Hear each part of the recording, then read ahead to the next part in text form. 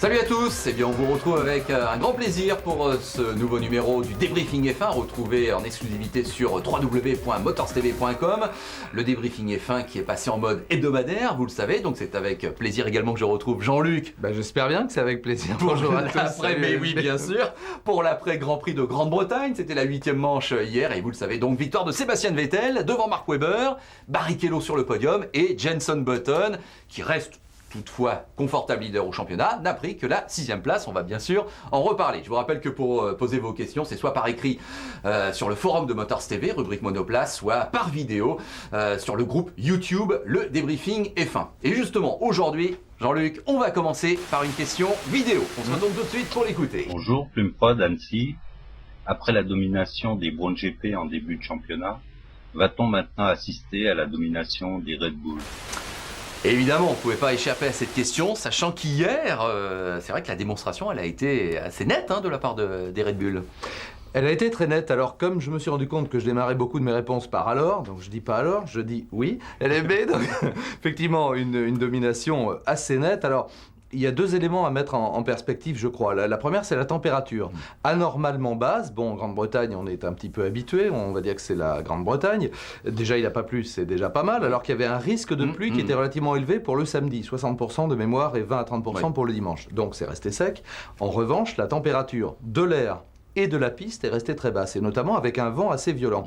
Donc ça a perturbé la mise au point des machines. Il faut rappeler qu'il n'y a aucun essai entre les Grands Prix, ça on le répétera pratiquement à chaque Grand Prix pour bien imaginer que les nouveautés qu'on apporte sur un Grand Prix, eh bien il faut les tester le vendredi. Alors on a patouillé un petit peu apparemment du côté de chez Brown Grand Prix, on le dit d'ailleurs, on ne s'est pas très bien débrouillé, on a trouvé un compromis qui était pas trop mal, et puis au moment des qualifications, le style de pilotage, on le sait bien, de Rubens Barrichello et de Jenson Button est différent. Button, il est très linéaire, si j'osais un parallèle pour ceux qui s'en souviennent, c'est du Jim Clark, c'est vraiment d'une pureté absolue, on ne violente pas la voiture, on la place bien sur la trajectoire, on est très coulé.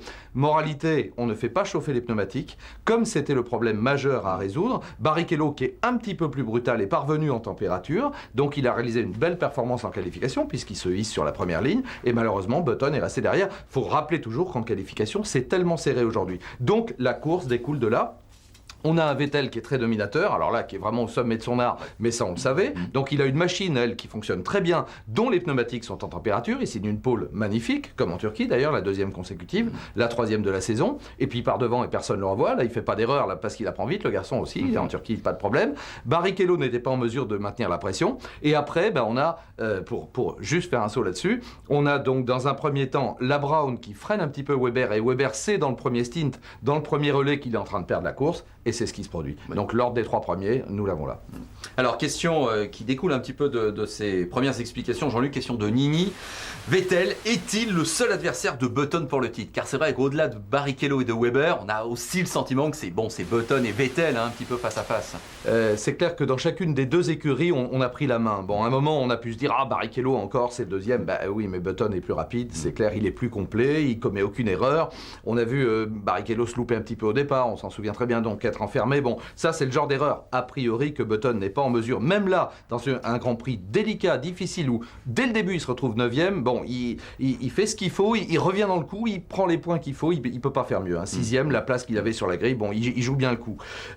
Alors, ça veut dire donc que Button est devant. Alors, pour ce qui concerne Red Bull, là je mettrai un petit bémol, si tu veux bien, parce que d'abord, l'écart au général entre Vettel et, à moins qu'on prenne un choix dans l'écurie, mais je pense que c'est beaucoup trop tôt, chez Red Bull, je veux dire. Bon, Vettel a un talent étincelant, mais moi je crois que Webber est en train cette année de se révéler véritablement avec une très bonne machine. Il est du niveau de Vettel. Alors pourquoi en qualification était-il derrière? Il était vert d'ailleurs.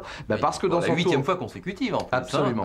Parce que dans son tour le plus rapide, et il avait arraché une pole formidable. Moi je croyais que c'était fait. Et puis non, dans les dernières minutes, il y a un surcroît de performance incroyable de la part de Vettel et de la part de Barrichello. Donc Webber tente un ultime test, ça devrait passer, puis il y a une Ferrari qui traîne au milieu, il perd 4 à 5 dixièmes, et là il est vert, il sait qu'il a perdu le Grand Prix, et il a raison, il l'a perdu.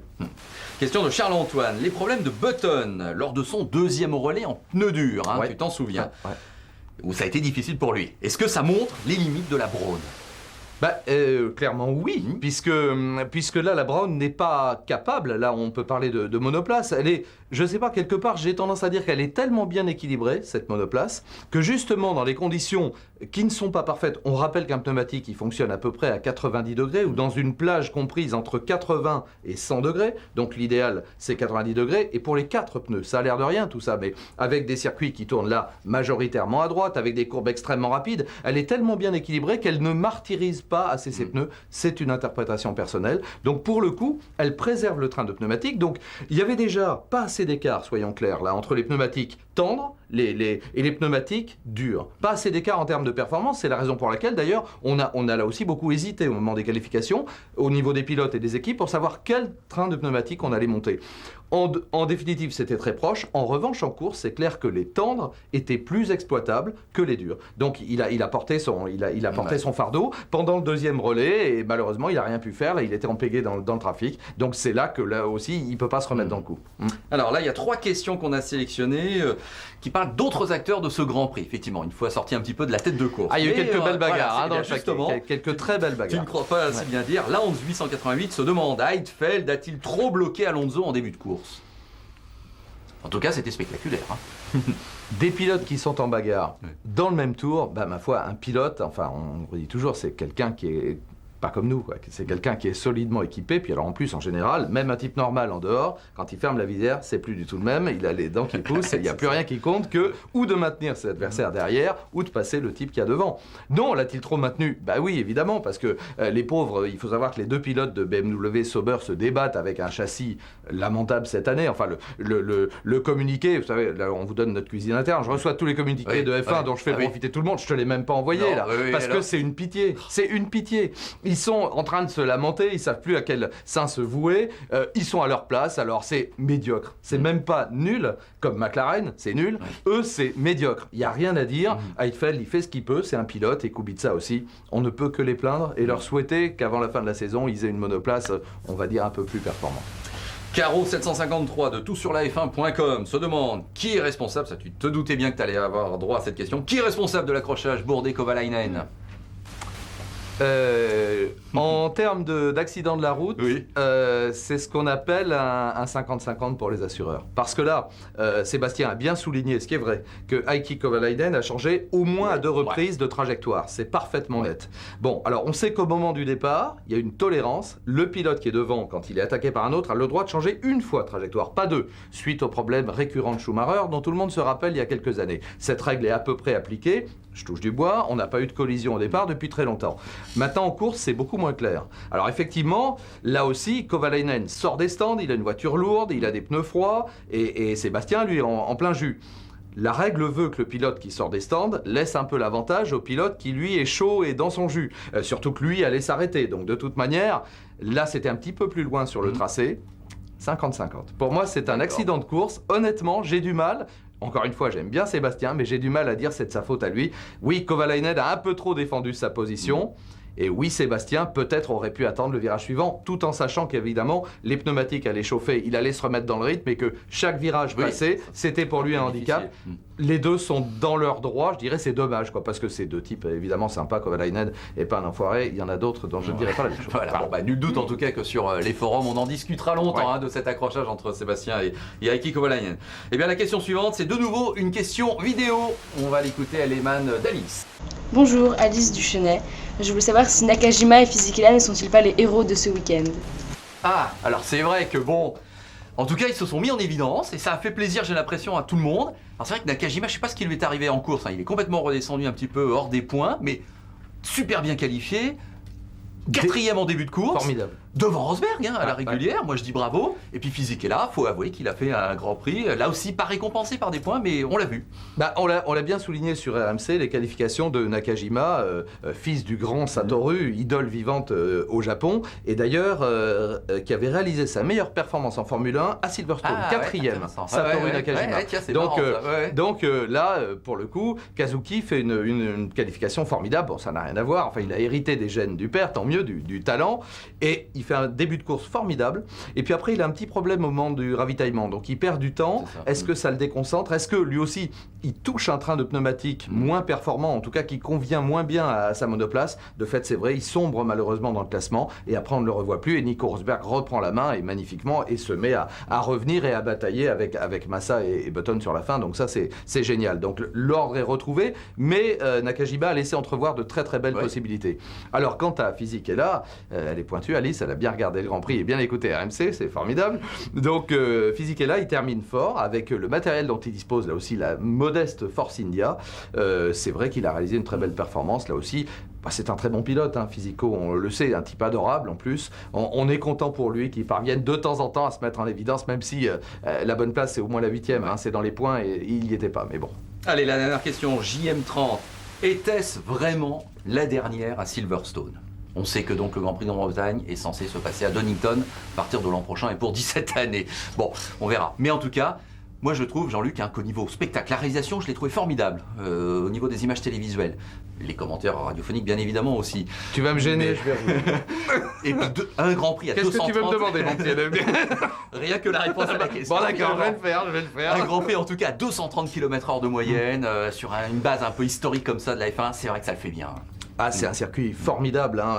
Alors là aussi, on est, j'allais dire, submergé par l'histoire. C'était on le sait, un terrain d'aviation de la RAF pendant la dernière guerre, donc un terrain chargé d'histoire, la bataille d'Angleterre, tout ce que vous voulez. Après, on oublie ça. On le convertit en circuit en 48, première course en 48, première course du championnat du monde de Formule 1 en 1950 à Silverstone. Et puis un tracé, j'ose dire, qui a été aménagé au fil du temps pour améliorer la sécurité, mais également avec des courbes rapides. Moi, j'adore ça, je suis désolé, mais la course automobile, j'adore ça parce qu'il y a des grandes vitesses. Et là, pareil, un courage formidable. Le fameux enchaînement, la Copse, Beckett, machin, et c'est que du bonheur. Ouais. Là, quand on voit les monoplaces torturées, on le voit sur les pneus en cam embarqué, c'est absolument fabuleux. Donc, comme beaucoup, je crois, de fans, et ils étaient très nombreux, hein, il y a eu 85 000, je crois, dès le vendredi. Et 130 000, le circuit était comble le dimanche. Alors, moi, il y a une lueur d'espoir, parce que Bernie Ecclestone, qui est le grand décideur, on le sait bien, aux manettes de la FOM et de la FOA, a dit, comme en plus... Bon, ça c'est pas facile du côté de Donington, hein. Il y a des problèmes, on connaît pas tous les détails, des problèmes d'argent, de promoteur entre Tom Wetcroft, donc le propriétaire, et le promoteur. Enfin, c'est un pataquès, pas possible. Donc, il y a peut-être une lueur d'espoir pour Silverstone. C'est peut-être pas le dernier. C'est pas pour faire un effet de manche, mais il y a peut-être une lueur d'espoir. En tout cas, nous, on le souhaite. On aime bien Donington, hein. Il y a eu des grands prix formidables, mais quand même, Silverstone, c'est autre chose, quoi. Bon, allez, c'est donc tout pour aujourd'hui. Vous savez que dans le calendrier de la F1, eh bien, il y a là une mini-pause, hein, on va dire ça, puisque le prochain Grand Prix, c'est dans 3 semaines. Bah, c'est pas une raison pour nous relâcher, hein. Le débriefing F1 ne va pas faire relâche, et donc on va se retrouver dès la semaine prochaine, parce que mon petit doigt me dit qu'en ce moment, au niveau actu, ça va être chaud. La périphérie du sport, hein, il va y avoir... Il y a un conseil mondial mercredi. Voilà. Et Mosley, là aussi, a un peu calmé le jeu en fin de week-end en disant on va trouver une solution. Croisons les doigts. Voilà, donc en tout cas, on se retrouve lundi prochain sur motorstv.com pour un nouveau numéro du débriefing F1. Il y aura encore des choses à dire, même si ce ne sera pas le lendemain d'un Grand Prix. Merci Jean-Luc, et donc à la semaine prochaine. Salut.